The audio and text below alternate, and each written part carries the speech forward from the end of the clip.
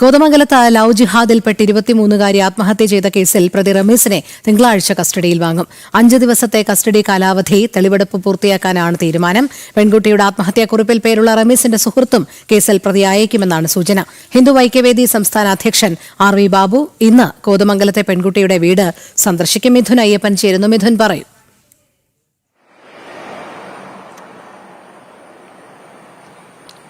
ഈ കേസിൽ പോലീസ് കാര്യമായിട്ട് ഇടപെടുന്നില്ല, അതുപോലെ തന്നെ ഗൗരവമായിട്ടുള്ള വകുപ്പുകൾ ചുമത്തുന്നില്ല എന്നുള്ള വലിയ രീതിയിലുള്ള വിമർശനം ഇപ്പോഴും നിലനിൽക്കുകയാണ്.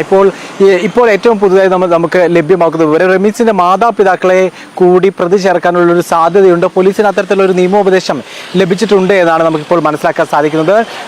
റമീസിന്റെ സുഹൃത്ത്, ഈ ആത്മഹത്യാ കുറിപ്പിൽ പേരുള്ള സുഹൃത്തിനും അതുപോലെ തന്നെ ആത്മഹത്യാക്കുറിപ്പിൽ തന്നെ മർദ്ദിച്ചു എന്ന് പറയുന്ന, അല്ലെങ്കിൽ തനിക്കെതിരെ വലിയ രീതിയിലുള്ള സമ്മർദ്ദമുണ്ട് എന്നതടക്കം ഇവരുടെ മാതാപിതാക്കളുടെ, റമീസിന്റെ മാതാപിതാക്കളുടെ ഭാഗത്തുനിന്നും ഉണ്ടായി എന്ന് കൃത്യമായി ആത്മഹത്യ ചെയ്ത പെൺകുട്ടി വ്യക്തമാക്കിയിരുന്നു. പക്ഷേ അവർക്കെതിരെ നടപടിയെടുക്കാൻ, അവരെ കേസിൽ പ്രതി ചേർക്കാനും പോലീസ് തയ്യാറായിട്ടില്ല. ഇപ്പോൾ അത്തരത്തിലൊരു നടപടിയിലേക്ക് പോലീസ് കടക്കുന്നു വൈകാതെ തന്നെ എന്നുള്ളതാണ് നമുക്കിപ്പോൾ മനസ്സിലാകുന്ന വിവരം. ഇക്കാര്യം ഉടനെ തന്നെ ഇത് സംബന്ധിച്ചുള്ള കൂടുതൽ വിവരങ്ങൾ നമുക്ക് നൽകാൻ സാധിക്കുമെന്നാണ് പ്രതീക്ഷിക്കുന്നത്.